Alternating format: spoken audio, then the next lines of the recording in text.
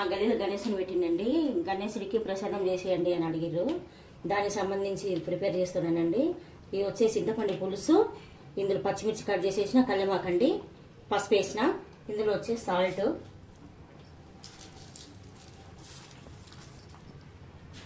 Salt వేస్తున్నానండి.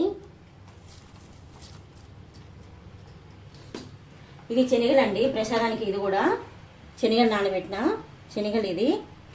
ఇది starting అండి. దేవునికి అంటే సెంటిమెంట్గా ప్రసాదం చేసి ఇమ్మన్నారు కదా వాళ్ళు వచ్చి అనేసి నేను ఇది ప్రిపేర్ చేసి వీడియో చేసి పెడదాం అనుకుంటున్నాను. స్టార్టింగ్ చేస్తున్నా. ఇది మీరు ప్లీజ్ అండి సపోర్ట్ చేయండి.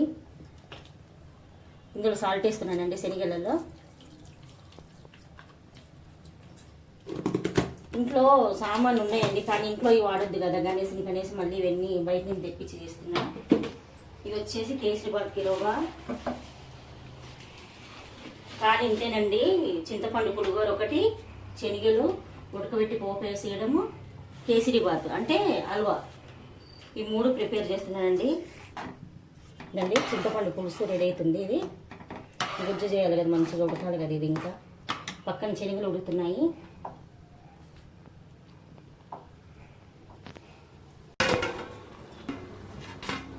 ఇవి 2 కిలోల బియ్యం పోసి కడిగి నానబెట్టుకున్నానండి చింతపండు పులిహోరకి. ఇవి వచ్చేసి కిలో అంటే గుడాలకి శనగలు నానబెట్టి ఉడకబెట్టినాయి, అంటే కొంచెం సాల్ట్ వేసి ఉడకబెడుతున్నా. ఇవన్నీ కూడా సపరేట్ అండి, ఎందుకంటే ఇంట్లో అసలు వాడద్దు కూడా, అందుకు బయట నుంచి తెప్పించినాయి సపరేట్గా. ఇంట్లో ఉన్నా సరే మనం అప్పుడప్పుడు ముడుతుంటాం కదండి, అది కరెక్ట్గా అదేమో అనిపించింది.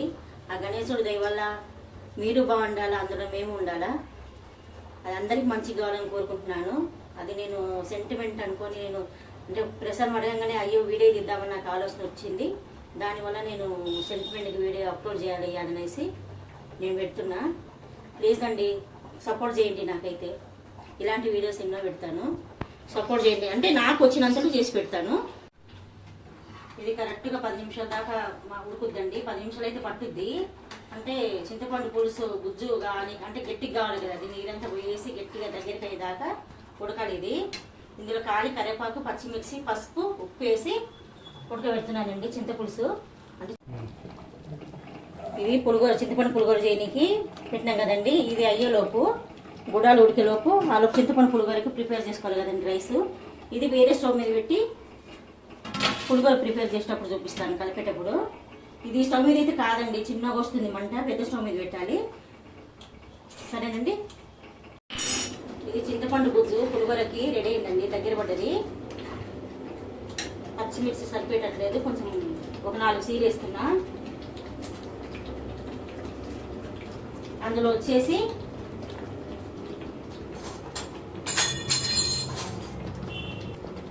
కొంచెం ఆయిల్ వేసుకుంటానండి. చింతపండు గుజ్జులో ఆయిల్ అంటే 3 పావులు. కొంచెం ఇంకా దగ్గర పడ్డాక తీద్దామండి, దించుదాము. రైస్ పక్కన అవుతుంది. ఆ రైస్ అయినాక ఆరబెట్టి కలిపేటప్పుడు చూపిస్తానండి మీకు.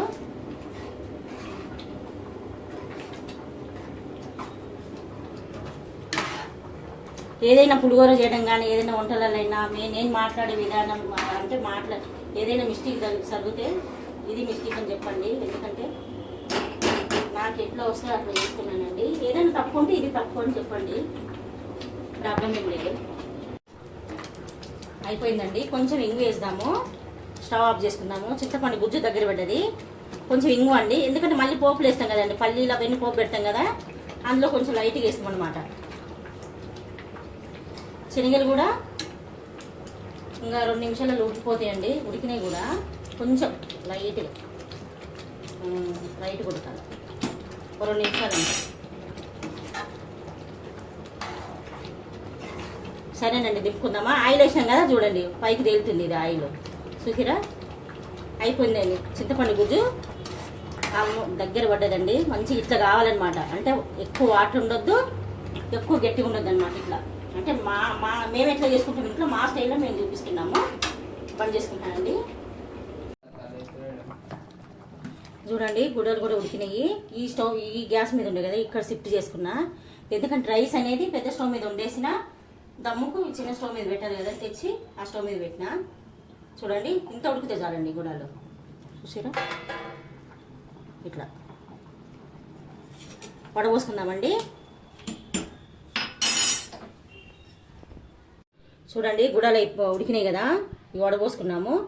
చూడండి ఇలా ఇంత అయితే చాలు, అట్లా ఉడికితే చాలు. స్టవ్ ఆన్ చేసుకుంటానండి. గుడాలు పోపు పెట్టాలి కదా, దాని గురించి. ఇది బేషన్లో పోసుకుందామండి.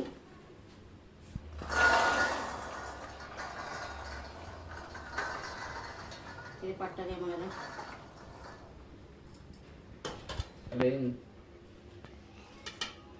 అందులో చిన్నగా ఉంది కదండి బేషను డిష్, అందులో పడతలేదు. ఇందులో అయితే ఫ్రీగా ఉంటుంది కదా కలపనికి. ఇట్లా పోపు పెట్టుకుందామండి గుడాలకి. కొంచెం ఆయిల్ లైట్గా, ఒక పావు ఆయిల్ అండి, ఒక పావు ఉంటుంది అంతే. పోపు గింజలు వేసుకుందాము. చూడండి దీంట్లో పోపు గింజలు 1.5, 4 కొత్తిమిర్చి అండి.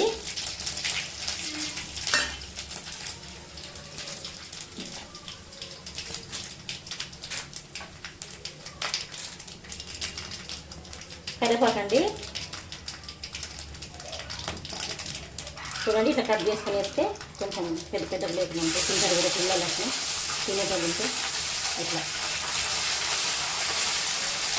ఇలాగండి.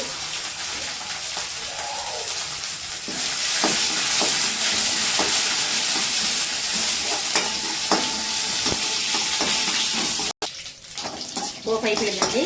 కొంచెం లైట్గా ఇందులో సాల్ట్ వేసి ఉడకబెట్టాం కదండి గుగ్గుల్లోకి గుడాలకి. చూడండి లైట్గా సాల్ట్, కొంచెం లైట్గా ఉండాలి కదా, అంటే పావు స్పూను. అంటే ఇది మా స్టైల్ ఎలా చేస్తారనే చూపిస్తున్నానండి. ఘాటు ఎక్కువ ఉందండి. ఇట్లా సింపుల్గా అండి. పోపు అయితే ఆయిల్ ఎక్కువ వేయద్దు, గుడలకి అంతా ఎక్కువ ఏం పట్టదు ఆయిల్. ఇట్లా సింపుల్గా అంతే అయిపోయిందండి. లైట్ ఉప్పు వేసిన, ఎందుకంటే మనము గుడాలు నానబెట్టి ఉప్పు వేసినాం కదండి, ఉడికేటప్పుడు కొంచెం ఉప్పు సాల్ట్ వేస్తాం కాబట్టి అక్కడికి సరిపోయింది. ఓకే అయిపోయిందండి. ఇదైతే పక్కన పెట్టుకున్నాము.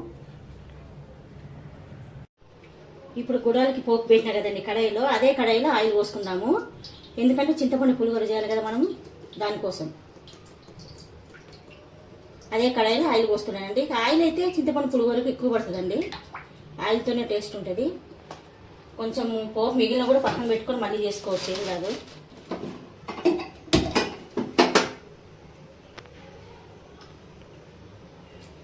ఎందుకంటే చింతపండు గుజ్జులో కూడా మనం ఆయిల్ వేసినాం కాబట్టి, ఆయిల్ వేయాలి కూడా వేసినాం కాబట్టి, మనకి పోపు అయినా సరే చింతపండు గుజ్జు అయినా సరే మిగిలితే నెక్స్ట్ డే అయినా చేసుకోవచ్చు, ఎప్పుడైనా పిల్లలకి బాక్స్ కింద చేసుకోవచ్చు. సరేనండి, ఏం కాదు, మిగులుతుందని ఏం భయపడాల్సిన అవసరం కూడా లేదు. కొంచెం ఎక్కువ తక్కువ చేసుకోవచ్చు కూడా. నూనె వేడైంది కదండి, ఇందులో కొంచెం శనగపప్పు లైట్గా, మినపప్పు, కొన్ని చిటికెడు మెంతులు,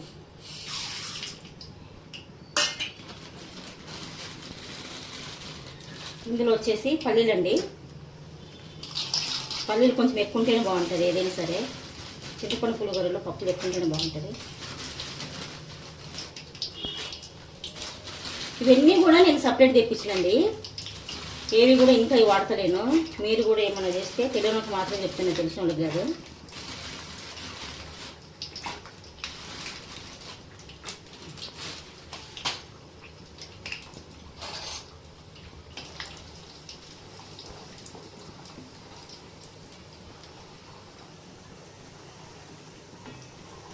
పప్పులు ఫ్రై అయ్యేదాకా తిప్పుతూనే ఉండాలని. ఇప్పుడు పోపు గింజలు వేసుకున్నాము.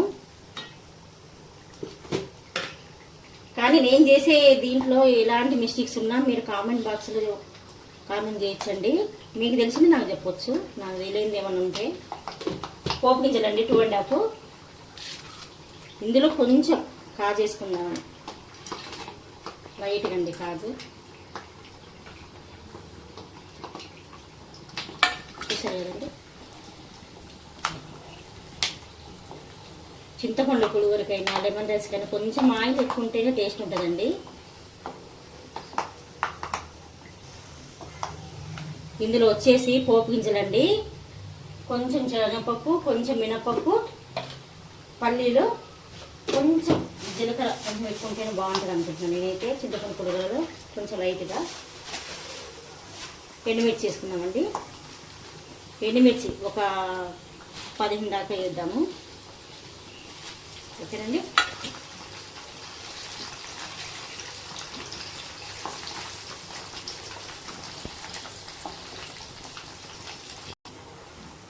ఇదండి మిరపకాయలు కూడా వేగినాయి కదా, మంచిగా ఇట్లా ఈ సైడ్ రావాలి. కాజు కానీ పల్లీలు కానీ ఇవన్నీ వేసినాయి మన పప్పులన్నీ. మిరపకాయలు కూడా వేగినాయి. లైట్గా పసుపు, ఎందుకంటే ఇది చింతపండు గుజ్జులు వేసినాం కదండి, లైట్ పసుపు అయితే కలర్ పసుపుతో కొంచెం బాగుంటుంది కదా. కొంచెం అందులో చింతపండు గుజ్జలు ఇవి కూడా వేసాం, ఇందులో కూడా లైట్గా వేసుకున్నాం. ఓకేనండి. అయిపోయిందండి. ఇది కలిపి దించేసుకోవడమే. అన్నం చల్లారింది, కలుపుదాము. ఓకేనండి. బంద్ చేసుకుంటున్నాం స్టవ్. అన్నం అయితే చల్లగైంది కదండి, మనం చేసుకునే చింతపండు గుజ్జు పోపు కలుపుతున్నాము.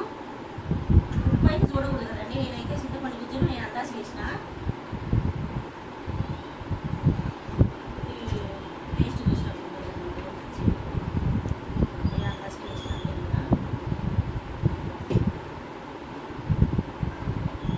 అయితే సరిపోతుంది.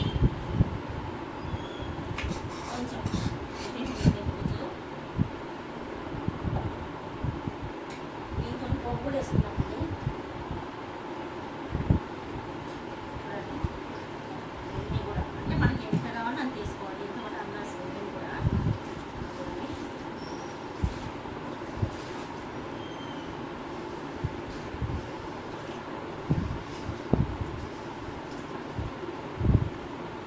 మంచిగా కలుపుకున్నాము.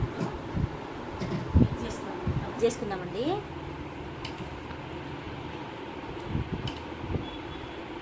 నేనైతే 2 కిలోల రైస్ అండి.